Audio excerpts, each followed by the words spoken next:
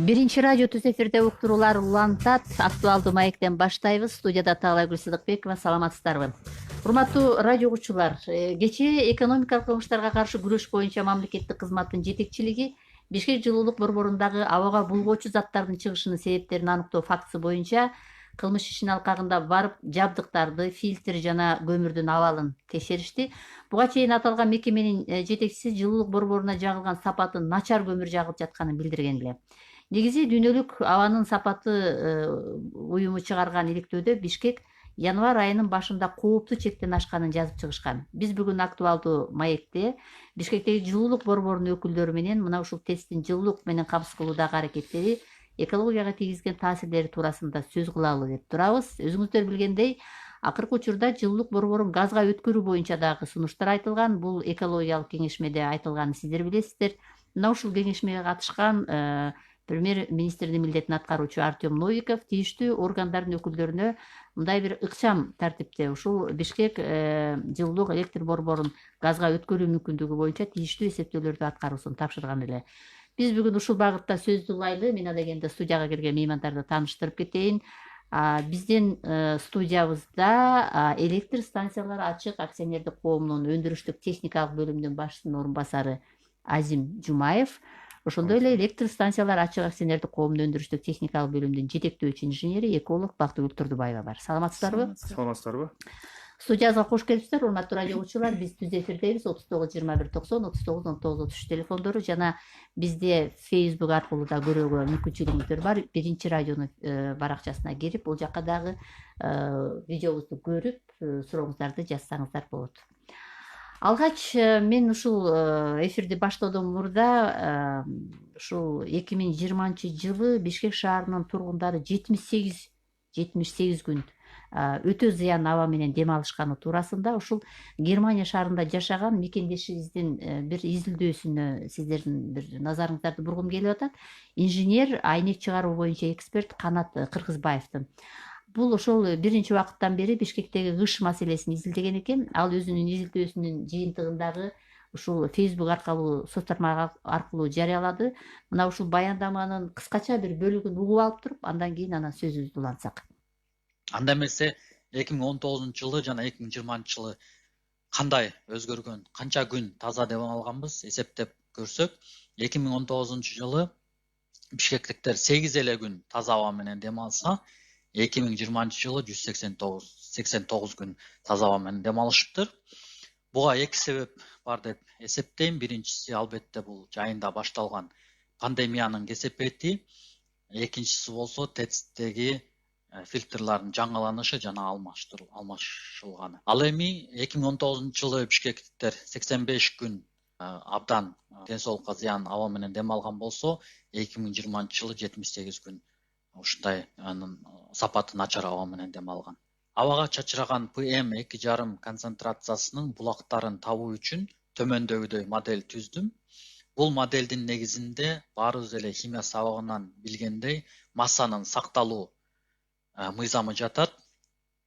Бул мыйзамга байланыштуу абадагы PM2,5 концентрациясы анын булактарынан чыккан PM2,5 концентрациясына барабар. Бул жерде мен 4 факторду белгилеп алдым. Биринчиси ТЭЦтен чыккан PM2,5 концентрациясы, машиналардан, автоунаалардан чыккан PM2,5 концентрациясы жана үйлөрдү көмүр менен жылыткандан чыккан PM2,5 концентрациясы.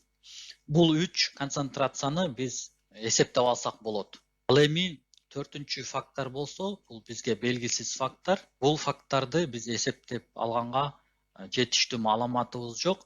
Бул фактордун ичине мисалы банялардын, цехтердин пластмассаларды, био таштандыларды болсо башка күйүүчү заттарды өрттөшү, ошондон чыккан PM2,5 концентрациясы жатышы мүмкүн. Ошондой эле курулуш тармагынан чыккан PM2,5 майда бөлүкчөлөрү, ошондой эле асфальттан, машинанын дөңгөлөгүнөн чыккан PM2,5 концентрациясы жатат. Бишкектеги кыштын тагыраак айтканда PM2,5 майда бөлүкчөлүнүн эң негизги себеби бул үйлөрдү көмүр менен жагуу болуп эсептелинет. жана ал 41% түзөт. ТЭЦтен чыккан майда бөлүкчөлөр жалпы ыштын 21%-ын түзөт жана 3-орунда турат. Ал эми автоунаалардан чыккан ПМ 2,5 майда бөлүкчөлөрү 15%-ды түзөт жана 4-орунда турат. Ал эми башка мындан тышкары башка факторлордун баарынын кошулушу 2-орунда турат жана ал 38%-ды түзөт. Кийинки 2-3 жылда Бишкектеги ыш маселесин чечүү үчүн бул 4 тармакта тең иш жүргүзүү зарыл, себеби бир тармакты жоюу менен ыш маселеси мындай чечилүүсү мүмкүн эмес. Уктуңуздар да, мына алыста отуруп ушул Германия шаарында бизге ушундай бир өзүнүн иликтөөсүн жиберген экен да. Анан эми бир эле ошол ышка бир эле жылуулук электр борбору күнөөлүү болуп атат дегенден алыспыз. Мынакей бул балада дагы 3-орунга ушул 21% деп мындай бир иликтеп чыккан экен. Мунун өзүнүн жеке иликтөөсү экен. Кандай дейсиздер? Азыр ушул тесттен чыккан концентрация боюнча мындай бир башка бир соц тармактарды карасак дагы жазып атат. Кандай дейсиздер бул баяндамага? Мен биринчи баштайын. Саламатсыздарбы? Эми ушу акыркы жылы 3-4 жылы ыш деген маселе аябай көп проблема болду. Мен эми ТЭЦ кирдебейт, булгабайт дегенден алысмын. Биз деле ушуга салым кошуп атабыз, бирок менде официалдуу түрдүү бул жигит айтып 21%, менде официалдуу түрдүү 14% ушу ышка кошкон ТЭЦтен чыга турган маалымат бар.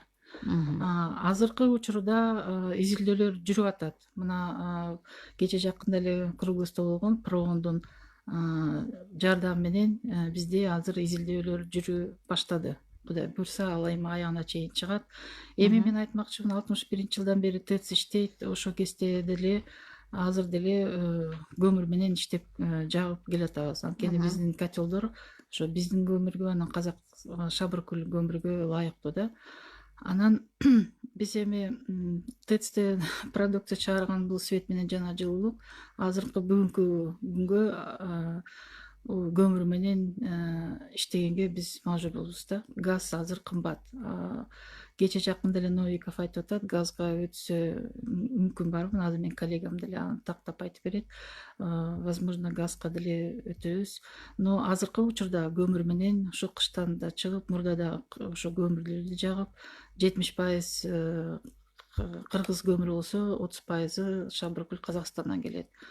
Эми биз айтарым, ооба биз эми абаны ыштаганга кошулуп атабыз биз деле, бирок ошол эле учурда бизде өзүбүздө АЧК акционерный коомдун, электростанция акционерный коомдун ошо ТЭЦке тиешелүү капитальный текущий ремонтторду жана фильтрлерди дайым көзөмөлдөйбүз да. Бизде котелдордо фильтрлер бар.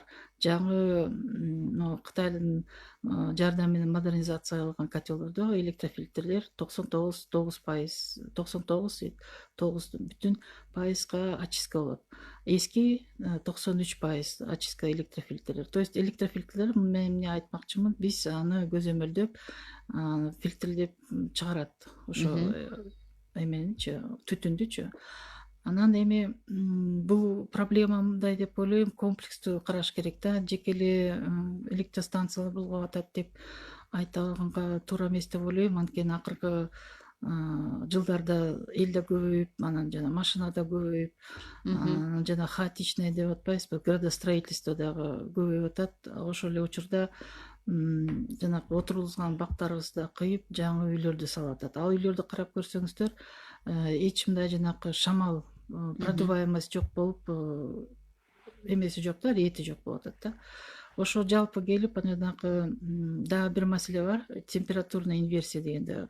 Аба суук болгондо ошол эле смогту көрүп калабыз да. Мына бүгүн карасаңыздар күн ачык. Ошо эмне үчүн ошо аба мындай бир суук болгондо кара түтүн туруп калып атат? Анткени эми температурный инверсия деп коет, баягы неме жылуу аба үстүндө да ыш көтөрүлүп, ал эч жака эме жок болуп атат да. Температура төмөндөгөн сайын жел сокпой атат да, жүрбөй атат да. Ошону жана чайниктин капкагандай буудай болуп калып атабыз да. Анын үстүнө бул Бишкек котлованда турат эмеспи? чуңкурураак турат да. Анан ойлосоңуздар тиги тамдарды жана Роза Ветровдагы уже эме кылбады, сакталбай калбады. Ошо келе турган абаны биз эме жана стройкалар жаап коюп атат да. Анын үстүнө машиналар да көбөйүп атат. Жана пандемия болгондо машина жүрбөй калбады, аба таза болду эле.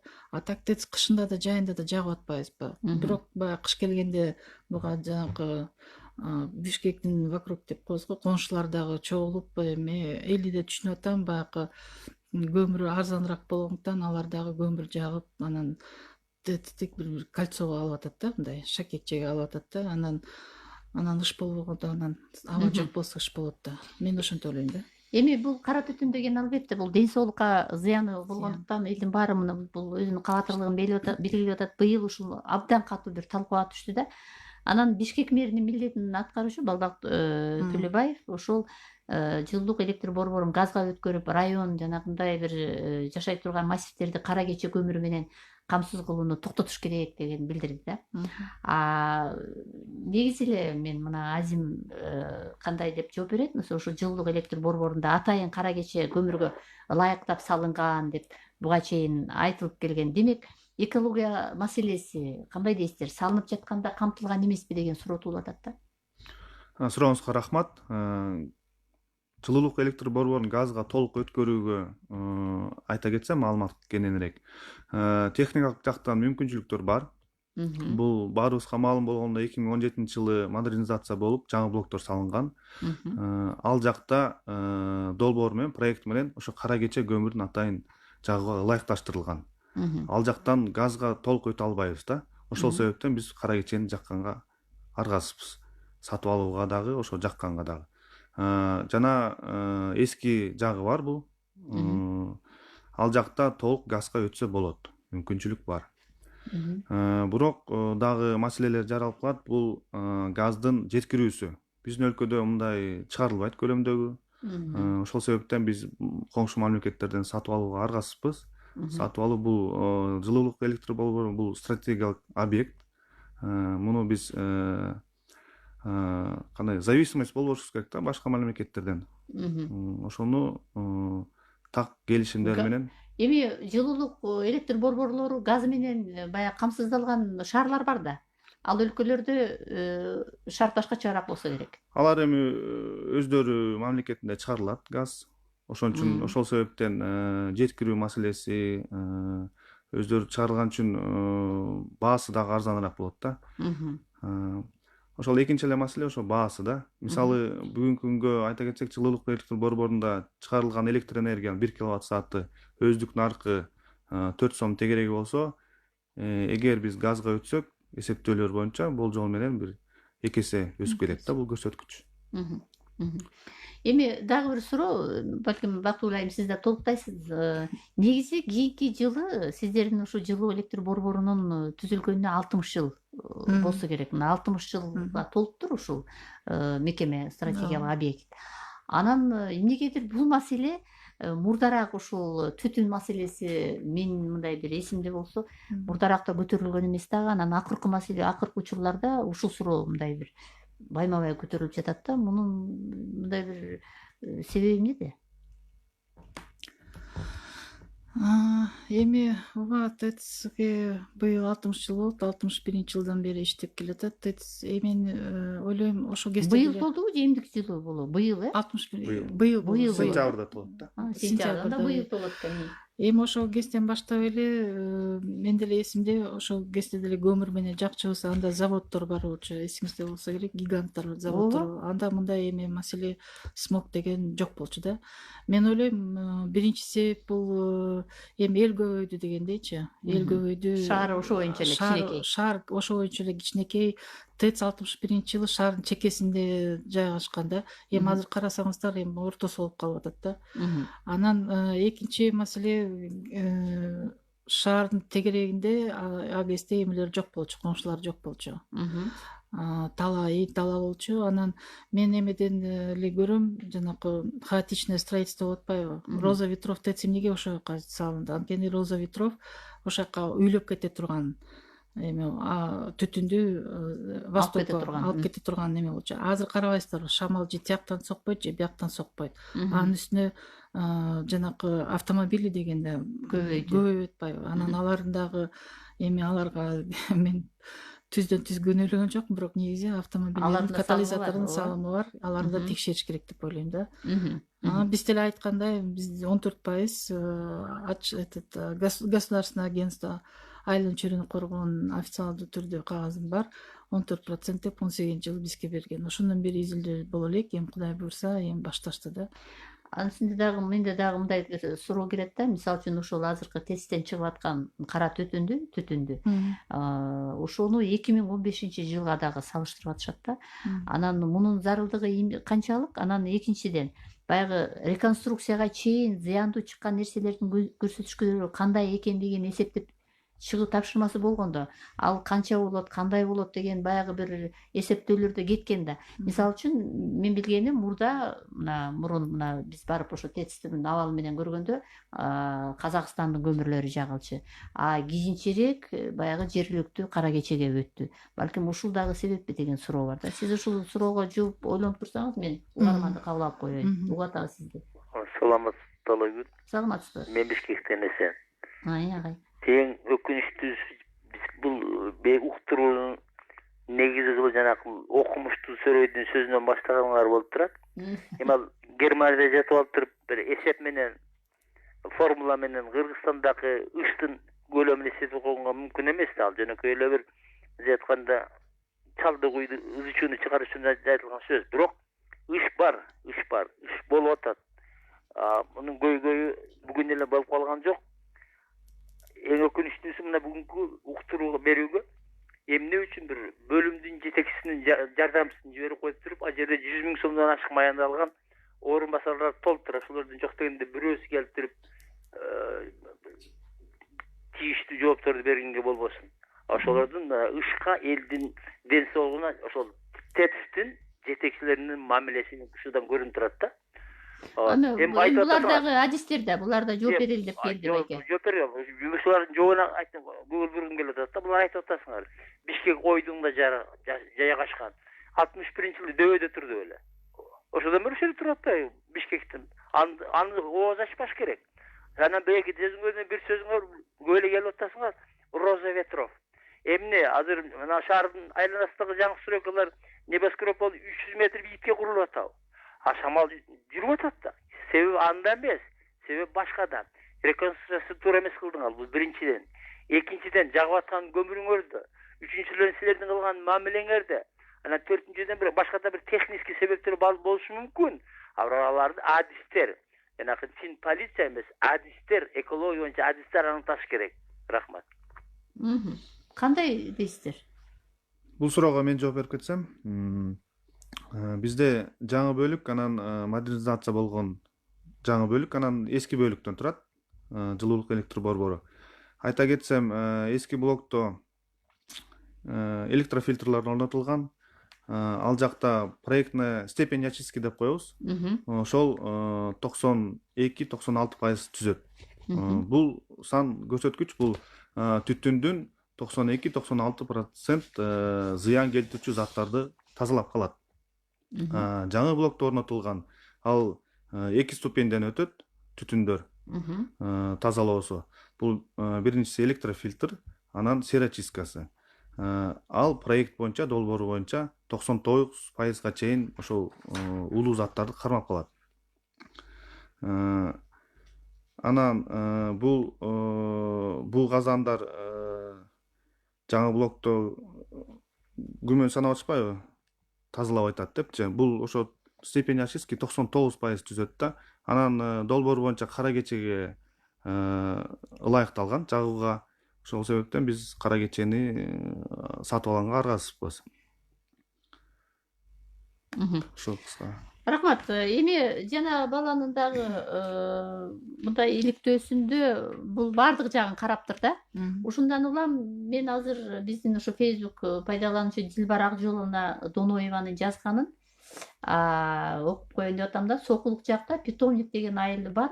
ошол жерде тоонун түбү дейт соонун жаратылыш болгонуна карабай швейный цехтерден калган калдыктарды алып келип баня жагышат. Жанагы кара зыяндуу түтүндү көрсөң ыйлагың келет дейт. Кой деген киши да жок, ага окшогондор да абдан толтура дейт. Мына асманда туруп аткан кара түтүнгө дагы өзүнүн салымын кошуп аткандар боюнча дагы жазып атат. Эми биз ошол сиздердин жетекчилигиңер келбесе дагы биз ушул маселеде сүйлөшкөнгө аракет кылалы, анда биздин угармандарга дагы мындай бир ынанымдуу жооптор болсо деген тилек. Кечээкүнкү ошол Симполдун жетекчиси экономика менен күрөшкөн кызмат. Бул жерде эмелер менен, кылмыштуулуктар менен. Бул жердеги рейдте азыркы күндө 2 экспертиза жүргүзүлүп жатканын ушул жерден айтты да. Көмүрдүн калориясы жана экологияга тийгизген таасири деп. Кандай дейсиздер? Экспертизага текшерүүгө алынганда мындай көмүрдөн күмөн саналып жатат да, бул жерде. Эми ооба азыр ушундай иликтүүлөр жүрүп атат. Мен дагы биз дагы ошо кат жазганбыз ГЭТИге, техинспекцияга. Биз азыр ошондой сведения, справка ала элекпиз да. Алганда биз дагы Сиздерде да күмөн бар да, туурабы? Ооба, бизде да бар. Анан жанакы кара кече деп атпайсызбы? Выброс 60 жанакы угалмандын эмесине жооп берейинчи, Байкен. 61-жылдан бери жагып атасыңар, ошондо деле Бишкек котлованда турчу, азыр деле дөбөнүн башына чыгып кеткен жок депчи. Буга мен мынтип айтар элем, модернизация болгондон бери менде маалымат бар. Мен азыр сизге кагаз таштап кетем. 15-жылдан баштап мына менде выбросы 2 эсе кыскарылды. Бул бир. Экинчиден жанакы бизди көзөмөлдөйт. Государственный органдар көзөмөлдөйт. Ошол эле экотехинспекция деген бар, айлуу чөйргө коргонгон агенттиги бар. Алардан биз разрешительный документтерди алабыз. Эгерде биз андан чектен чыгып кетсек, выбростон чыгып кетсек, разрешенный выбросы деп коет да, анда бизге очойгон штрафтар түшмөк. Биз жагабыз, ооба, жагабыз, бирок ошонсо жаккан күн дагы бизде ошончо төлөм экоплатеж деп коет, квартал сайын ошо төлөмгө биз төлөп беребиз да, булгаган үчүнчү. Анан биз эле мен ТЭЦти эч убакта актаган жактаган жокмун, бирок мен айта турганым, биз буга булгайбыз, бирок ошол эле учурда баягы өзүбүздү биз деле ошо шаарда жашайбыз да. Бизде ошо мен мисалы үчүн квартирада жашайм, ошо жылуулук менен алам дегендей, светти алам дегендей. Анан биз ошол эле учурда аракет кылабыз төмөндөткөнгөчү, выбростор төмөндөткөнгө, азыраак колдонгонго. Эми биз кышында нагрузка кандай, бизге нагрузка берсе, ошондой нагрузка менен ТЭЦ иштейт. Анан, конечно, мындай суук учурда тоннасы бир суткасында 8 тонна жагып кетип атабыз да. Анын ичинде кара кече да бар, и казактардын шабыркүл деген немеси бар. Бирок айтып атам го, биз булгайбыз, ошол эле учурда продукция беребиз, свет менен жылуулукту Камсыз кылабыз. Жана мен да бир суроо бердим эле да, ошо мурда сиздер Казакстандын көмүрүн такай эле ошол эле көмүрдү колдонгонсуздар. Кийин бул колдонду да, кара кече. Ооба. Кийин өттүңүздөр. Ооба. Азим. Көмүр боюнча айта кетсем да кошумча маалымат. Мамлекеттик сатып алуу мыйзамы негизинде биз сынак жарыялайбыз. Ага катышуучулар келет. Биз өзүбүздүн көмүрдүн сапаттарын жарыялайбыз. Ушуга ылайыкташып бизге катышуучулар келет. Конкурстун негизинде биз жеңүүчүнү тандайбыз дагы, ошо менен келишим түзүлөт. Келишимде баардык сапаттары, бул влажность, зольность, выброс, выход летучих газов, ошонун баары көрсөтүлөт дагы, бул характеристикалары. Ошонун негизинде бизге жеткирип берет поставщиктер. Анан жылуулук электр борборунда бизде лаборатория бар.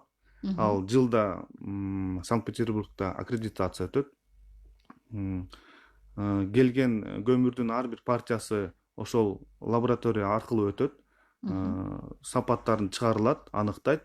Ошонун негизинде биз кабыл алабыз көмүрдү. Дагы бир суроода көпчүлүк ушундай суроолорду берет экен да, Бактыгүл айым. Мына биз түтүндү көргөндө эле баягы кара түтүндөн эле жанагындай бир күйүктүн бир күйүп калган нерсенин жыты келет депчи. Бул баягы көмүрдөн чыккан гүлдөгү жыт болуп атат. Анан чынында эле ошондойбу? Мисалы үчүн кара түтүндүн көбүрөөк массасы ошо түтүндөн чыккан ыш деп байланыштырып атпайбы? Ушуга байланыштуу дагы сурап атат да, бул жерде Нурия Темирова жазып атат. Кара кече менен түзүлгөн долбоорду кайра карап чыксаңар болобу дейт. Долбоорду кайра карап чыкпасаңар болбойт го дейт. Дем ала албай калдык дейт. Мына ушул көмүрдөн деп дагы жазып аткандар болуп атат да. Болобу? Бул долбоор түзүлүп атканда ОВОС деп айтабыз, оценка воздействия на окружающую среду деген. Бул айлана чөйрө агенттигинин тарабынан каралат. Ошол агенттик бизге уруксат берген курууга. Себеп дегенде зыяны баягы нормалардан ашпайт деген. Жана ыш чыттанып атат деген бул жылуулук электр борборунда бийик mooрлор орнотулган, дымовая труба. Бул 150-180 метр жана 300 метр. Бул атайын ошондой бийиктиктики, үстүндө шамал болуп, бул рассеивание болот да. Анан могу приземистый слой, жерге жакын абанын катмарында бул концентрация, зыян келтирүүчү концентрациясы төмөн болуш үчүн. Ошондой себеп менен бийик mooрлор орнотулган. Азыр алып кетсек, конуштарда абдан көп, бардыгы эле көмүр жагат. Алар фильтрлар орнотулган эмес. Жана mooрлору жапыз, бүт баары ошо жерге жакын абанын катмарында эле түтүн калып калып атат да. Жылуулук электр борборунда ал бийик моордон анан шамал менен айдалып кетет. Рассеивание эме болот да, түтүн чыгып кетет. Могу биздин частный сектор болсо эми трубалар эме Андай ылайыкташкан эмес, анын үстүнө эми банялар деле жагып атса керек, аларда фильтр жок. Эми мен айтарым, жана биздин ТЭЦтин 3 трубасы болуп атпайбы, 180, 150, 300. Анан түтүн чыкканда элдер ойлойт ушу ТЭЦтен башка болгон. Жок, ушуну жазып атышат. Мына азыр дейт, ТЭЦтин модернизациясынан кийин ыш чыга баштады дегенге канчалык кошулсак болот? ТЭЦтин модернизациядан кийин наоборот тескери биздин выбростор азайды. Анын үстүнө жаңы современный фильтрлар турат. Коллегам айтып кетти го, двухступенчатая очистка болуп атат да, мокрая и серая очистка деп коет. 99,9% да. Эми почти 100% мындай да болуп атат да, элдердин мындай суроо бергени, балким мындай чын эле өздөрүнүн сөздөрүнө өздөрү чыттык болуп көрүнүшү мүмкүн да. Чын сөздү айтып атабыз го деп. Балким биз 2015-жылга чейин мындай ышты көрбөсөк керек да. Жок, ыш болгон. Акыркы эле 3-4 эме кандай десем, акыркы эле 3-4 жылы ошо ыш деп эле абдан актуальный тема болуп калды да, башка. Анан көргөн эле ТЭЦ болуп атат. Мен ойлойм, жанагы кытайлыктар келип модернизация кылган үчүн ошондой ойлоп атат. Наоборот, кытайлыктар келгенде биздин эмебиз выбростор азайды, мощностьтор көбөйдү. То есть электроэнергияны чыгарганга мощность да, и жылуулукту бергенге да мощности көп.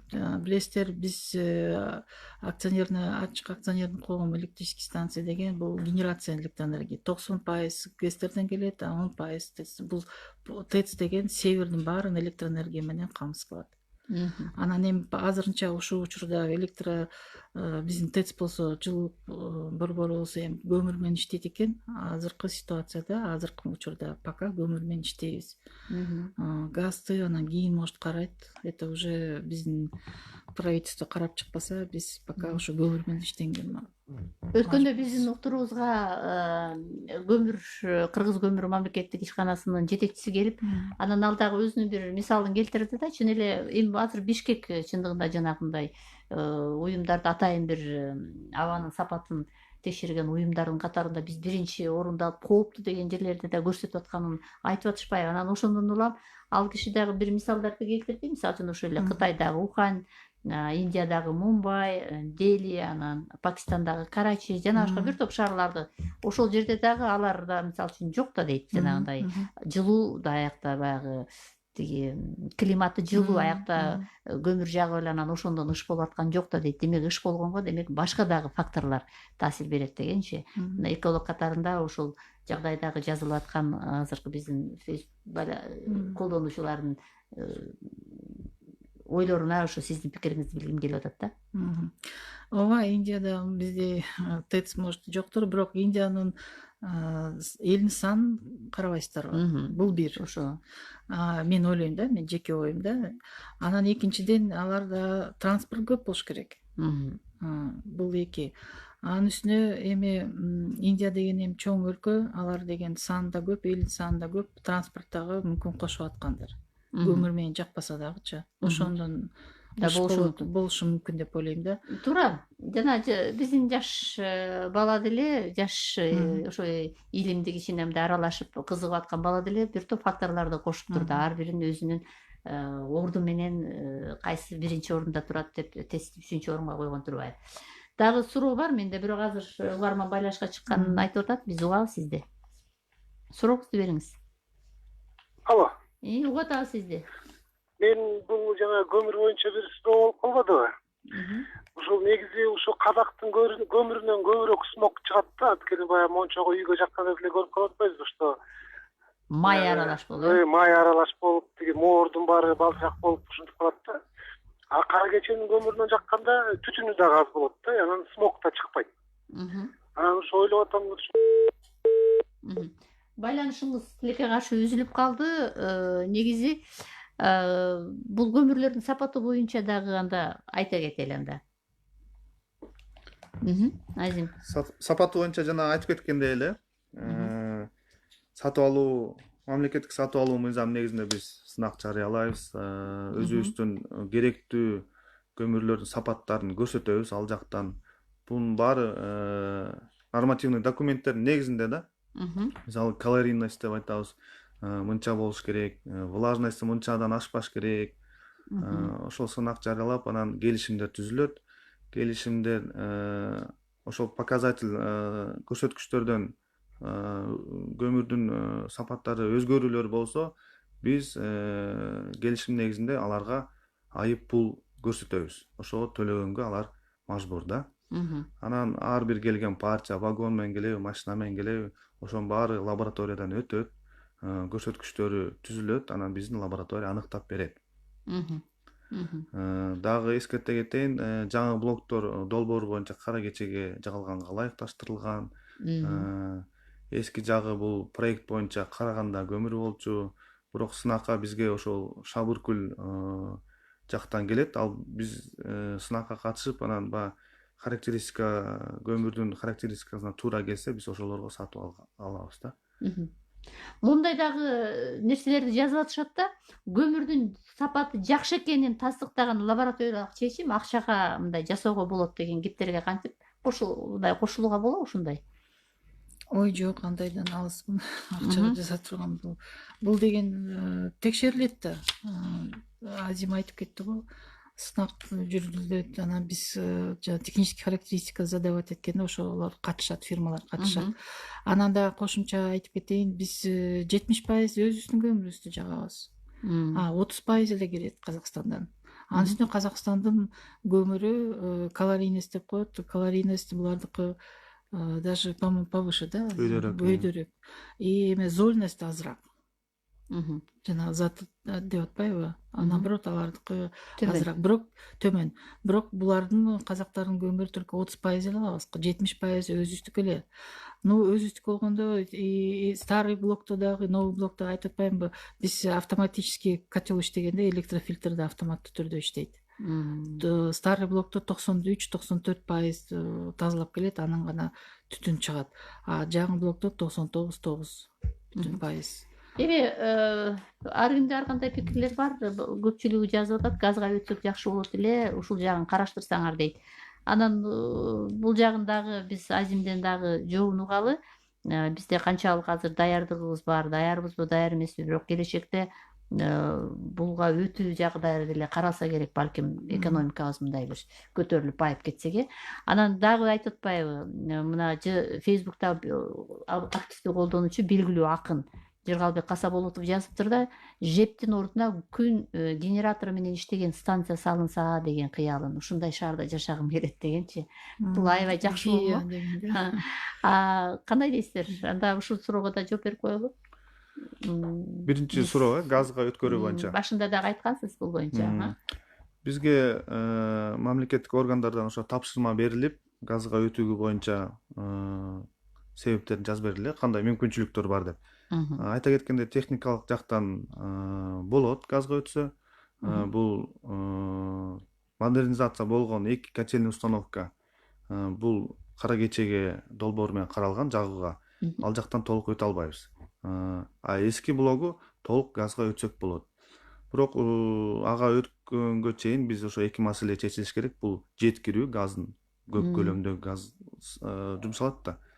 Ошого жеткирүү маселеси, кайсы өлкөдөн сатып алат, анан финансылык жактан бул көмөк көрсөтүш керек. Биз өзүбүз убыточный компаниябыз, анан жана айта кеткенде өздүк наркы 1 киловатт сааттын өндүрүүсү 2 эсе өсүп кетет газга өтсөк. Ошол болжолдуу эсептөөлөр боюнча ушундай көрсөткүчтөргө келдик да.